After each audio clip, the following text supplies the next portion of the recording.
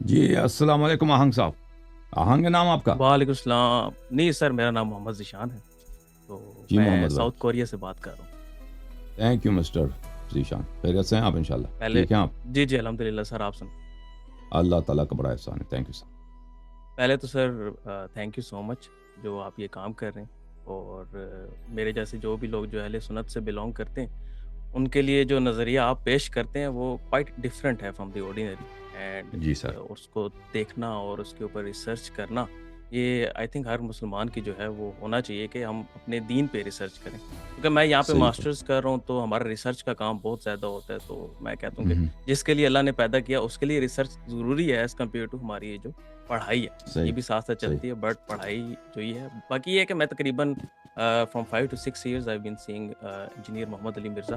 تو جی ان کو میں دیکھتا تھا، انہوں نے اہل سنت میں تو کافی کام کیا ہے.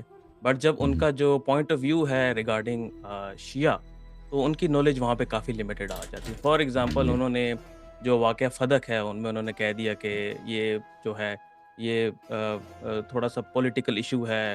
حالانکہ ان کو اس چیز میں یہ حدیث نظر نہیں آئی جو حدیث ہمیں کافی بتائی جاتی ہے، جس میں آپ صلی اللہ علیہ وسلم نے خود حضرت فاطمہ علیہ السلام کو بتایا کہ تو نے جو میرے مال سے جو بھی لینا ہے لے لے، میں قیامت کے دن تیرے کچھ کام نہ آؤں گا. اب یہ جو حدیث ہے اس میں صاف بتایا جا رہا ہے کہ آپ صلی اللہ علیہ وسلم نے حضرت فاطمہ کو اپنے مال کا کہا. وہاں پہ تو انہوں نے اگر وہاں پہ یہ حدیث بتائی جاتی جو حضرت ابو بکر صدیق نے بتائی کہ یہ جو مال ہے جو آپ صلی اللہ علیہ وسلم جو ہمارے جو نبی ہیں یہ مال چھوڑ کے نہیں جاتے، یہ چھوڑ کے تو جاتے ہیں صرف علم چھوڑ کے جاتے.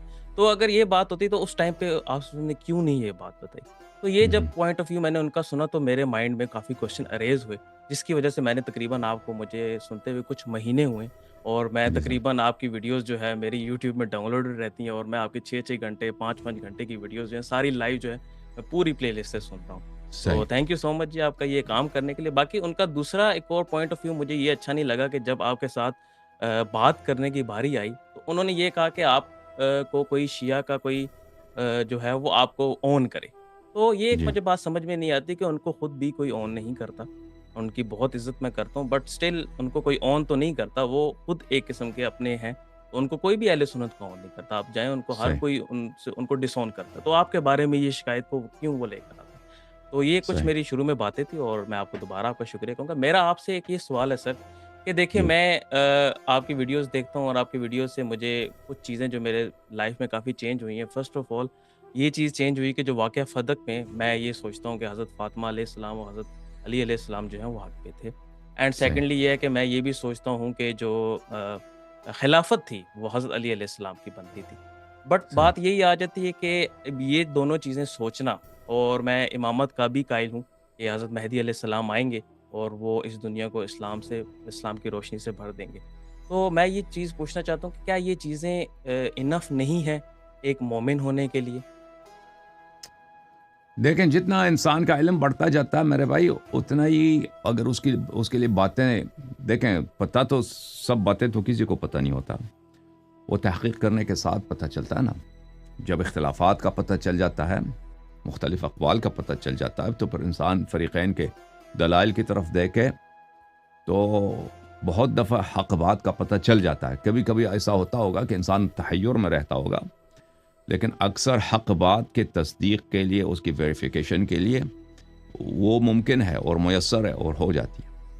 تو اگر کوئی شخص اس کو اتنا ہی وقت ملا ہے کہ اس کو اتنا ہی پتہ چلا ہے کہ جتنی باتیں آپ نے کہی ہیں تو وہ مومن ہے، اس کی نجات کے لیے کافی ہے.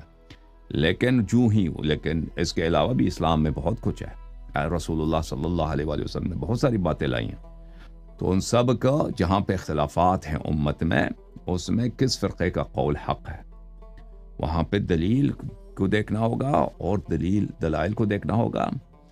اور پھر جب ایک فرقہ آپ نے جب خود کہہ دیا کہ فدق میں یہ لوگ غلطی پر ہیں یا انہوں نے ناجائز قبضہ کیا ہے ایک پراپرٹی پر، تو ایسے لوگ، اور ان کی امامت بھی آپ نے خود کہہ دیا کہ امامت کسی اور کا حق بنتا ہے، ان دونوں کا حق نہیں تھا، خلفاء کا حق نہیں بنتا. تو جس مذہب کا سرے سے اساسی باطل ہے، یعنی اساسی سے ان کے ائمہ کی امامت باطل ہے، ان کے خلفاء کی خلافت باطل ہے، اور انہوں نے اپنی خلافت کا ابتدا ہی ظلم آل رسول صلی اللہ علیہ وسلم کے ساتھ کیا ہے.